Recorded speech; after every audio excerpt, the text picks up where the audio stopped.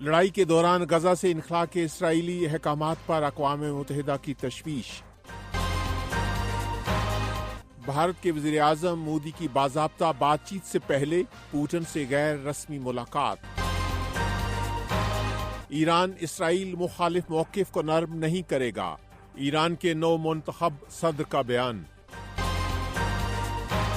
Voice of America Washington سے اہم خبروں کے ساتھ محمد جلیل۔ اقوام متحدہ نے اسرائیل کی جانب سے غزہ میں بڑے پیمانے پر انخلا کے تازہ حکم پر احتجاج کیا ہے، جب اسرائیلی فوج نے غزہ میں اپنی تازہ کارروائی کے دوران درجنوں عسکریت پسندوں کو ہلاک کرنے کا دعویٰ کیا ہے۔ اسرائیل کی طرف سے پیر کو غزہ سے انخلا کی ڈیڈ لائن میں توسیع کرنے کے بعد شہر میں شدید لڑائی شروع ہو گئی، جس میں متعدد افراد ہلاک ہو چکے ہیں۔ اقوام متحدہ کے انسانی حقوق کے دفتر نے غزہ سے عام شہریوں کے انخلا کے نئے حکم پر افسوس کا اظہار کیا ہے، جب ان میں سے کئی ایک کو متعدد بار اپنے گھر بار چھوڑنا پڑے۔ غزہ شہر کے مکینوں کو اب دیر البلاح کے مرکزی علاقے میں منتقل ہونے کا کہا گیا ہے، جہاں پہلے ہی غزہ کی پٹی سے بے گھر ہونے والے فلسطینی بڑی تعداد میں موجود ہیں۔ خالد حمید کے ساتھ تازہ ترین خبریں براہ راست دیکھیے پیر سے جمعہ۔ روس کی افواج کی جانب سے یوکرین کے شہر کیف میں بچوں کے اسپتال سمیت دیگر شہروں پر ہونے والی میزائل حملوں میں کم سے کم 41 شہری ہلاک ہوئے ہیں۔ اقوام متحدہ اور امریکہ نے یوکرین پر ہونے والے حملوں کی مذمت کی ہے۔ عالمی ادارے کے سربراہ انتونیو گوتیرس نے کہا کہ شہری بنیادی ڈھانچے پر ہونے والے حملے پریشان کن ہیں۔ ادھر روس نے اسپتال پر ہونے والے حملے کی تردید کی ہے۔ ماسکو کا کہنا ہے کہ ان حملوں میں فوجی اہداف کو نشانہ بنایا گیا۔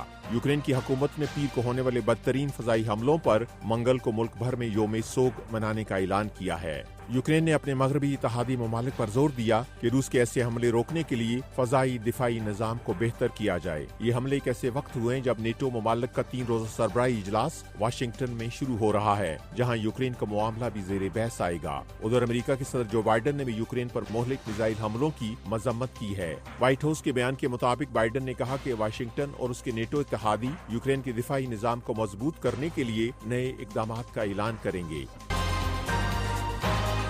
بھارت کے وزیر اعظم نریندر مودی 2 روزہ دورے پر پیر کو ماسکو پہنچے۔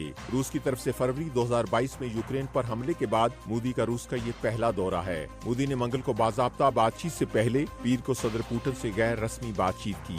یوکرین تنازع اور چین اور روس کے بڑھتے ہوئے تعلقات نے ماسکو اور نئی دہلی کے تعلقات کو پیچیدہ بنا دیا ہے۔ بھارت یوکرین تنازع کے پرامن حل پر زور دیتا آ رہا ہے اور یوکرین پر روس کی فوجی کارروائی کی مذمت سے گریز کرتا آ رہا ہے۔ بھارت اور روس 2 اہم تجارتی شراکت دار ہیں اور روس بھارت کا ایک بڑا دفاعی سپلائر ہے۔ کیا آپ جانتے ہیں کہ VOA اردو کا ایک ٹی وی شو بھی ہے؟ جی ہاں، ویو 360 پیر سے جمعہ شام 7:30 بجے۔ ایران کے نو منتخب صدر کا کہنا ہے کہ تہران کے اسرائیل مخالف موقف میں کوئی تبدیلی نہیں آئے گی۔ مسعود پزشکیان نے لبنان کی عسکریت پسند تنظیم حزب اللہ کے رہنما حسن نصر اللہ کے نام لکھے گئے خط میں کہا کہ ایران نے ہمیشہ اسرائیل کی حکومت کے خلاف فلسطینی عوام کی مزاحمت کی حمایت کی ہے۔ ایران کے نو منتخب صدر کا یہ بیان اس بات کا مظہر ہے کہ ایران کی نئی حکومت کی علاقائی پالیسی میں کوئی تبدیلی نہیں آئے گی۔ ایرانی میڈیا کے مطابق پزشکیان نے کہا کہ انہیں یہ یقین ہے کہ خطے کی مزاحمتی تحریکیں اسرائیل کی فلسطین کے عوام کے خلاف عسکری کارروائیوں کو جاری رکھنے کی اجازت نہیں دیں گی۔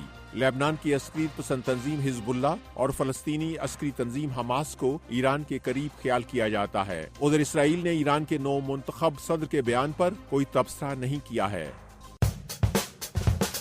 یہ وائس آف امریکہ واشنگٹن ہے۔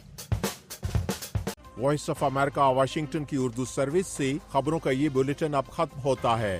میں ہوں محمد جلیل اور ایڈیٹر تھی سارہ حسن۔